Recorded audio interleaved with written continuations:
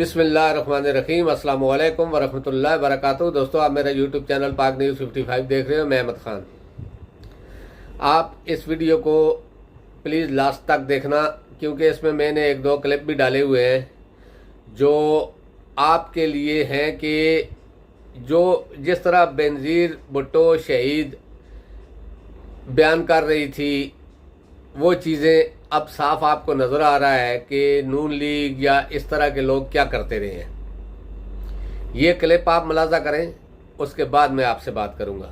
ये जो आदमी है, इसने पूरे पाकिस्तान के इदारों को यरगमाल करने की कोशिश की है और अपने जाती मफादात के तहत सबॉर्डिनेट करने की कोशिश की है। और आज वो पाकिस्तान के लिए एक खतरा खुद मौजूद है, वो और उसकी हुकूमत। और इसलिए मैं चाहती हूँ कि सब पाकिस्तानी जो ओवरसीज हैं, अपने वतन को बचाने के लिए वो यहाँ के जो पब्लिक लीडर्स हैं, आपके अपने कांग्रेसमैन हैं, सेनेटर्स हैं, उनको खत लिखें और उनको आगाह करें, क्योंकि ये नवाज शरीफ को पैसे दे रहे हैं। वर्ल्ड बैंक और IMF के थ्रू जितने पैसे इसको मिल रहे हैं, मैंने अभी एक स्पीच की थी वाशिंगटन में, मैंने कहा कहां गए ये पैसे?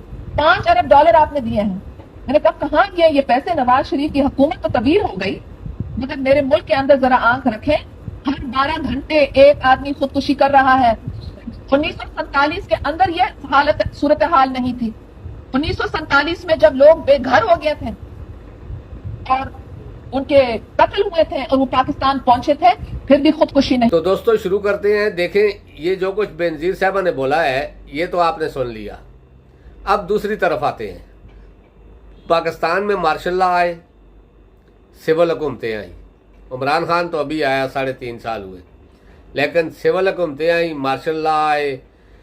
तो एक क्लियर था लोगों में, जब भी मार्शल लॉ लगा, लोगों ने मिठाइयाँ बांटी मार्शल लॉ के लिए, चाहे वो किसी का भी मार्शल लॉ हो पाकिस्तान की तारीख में।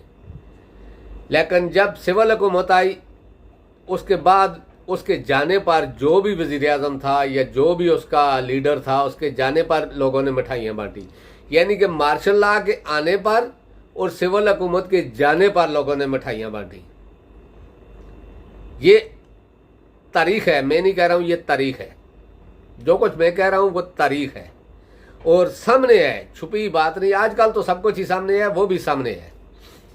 लेकिन एक ही हुकूमत थी वाहिद, जिसको निकाला गया।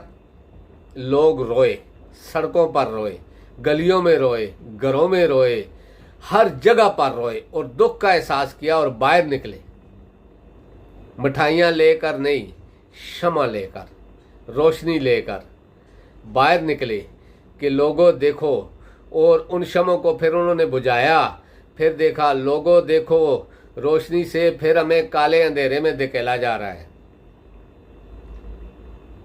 ये भी तारीख है और लिखी गई है। ये तारीख में अभी लिखा जाए, अभी नहीं, लिखा गया है।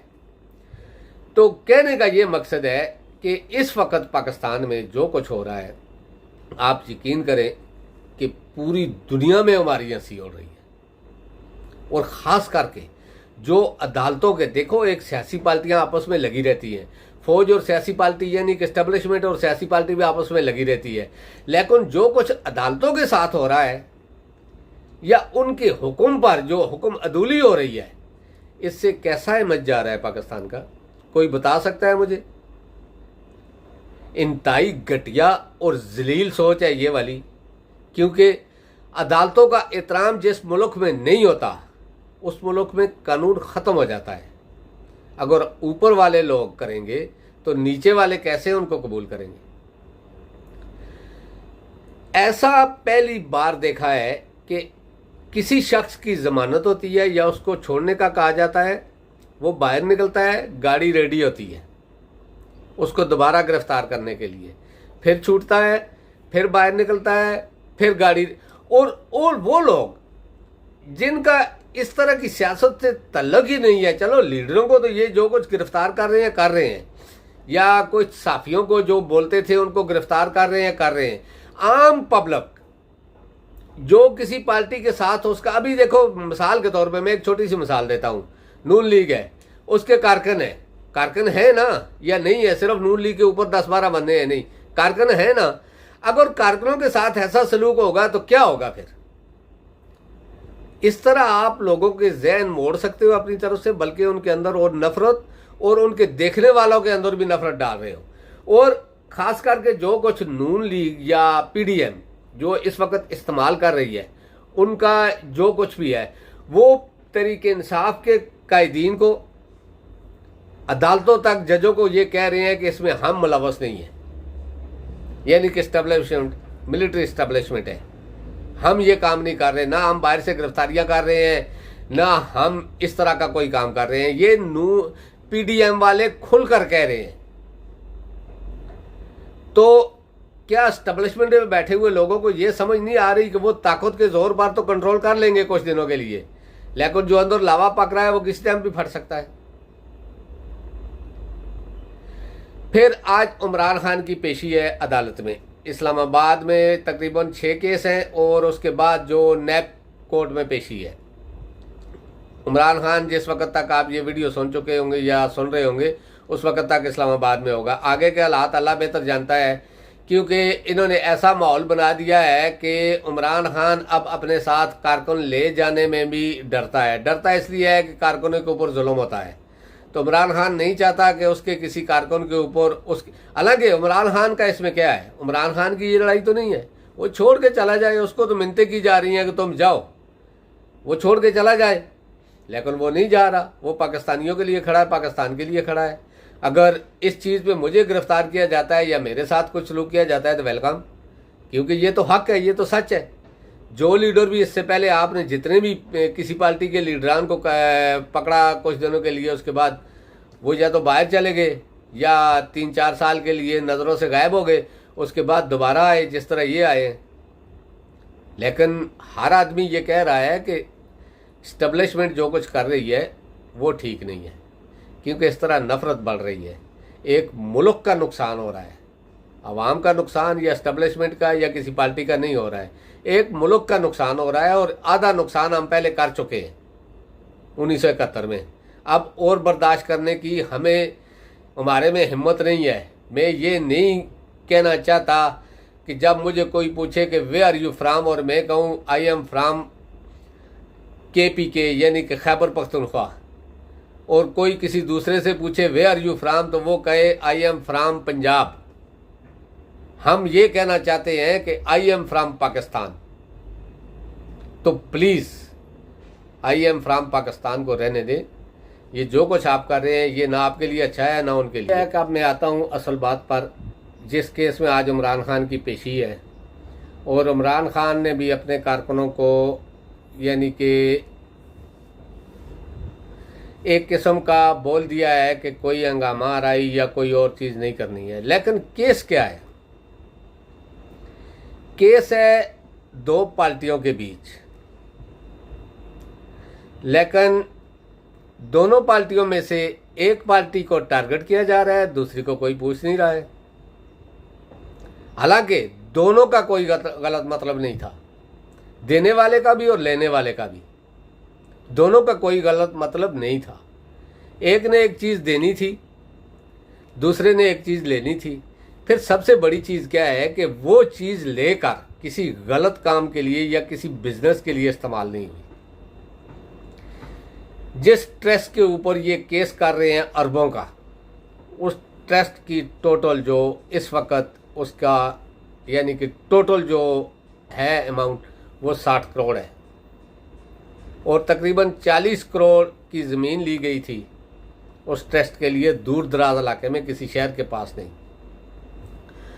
तो फिर अरबों की करप्शन उसमें कैसे हो गई? फिर सबसे बड़ी चीज़ क्या है कि जिस आदमी ने लेकर वो ट्रस्ट बनाने की या वो ट्रस्ट बनाया, उसका इसमें कोई फ़ायदा नहीं है।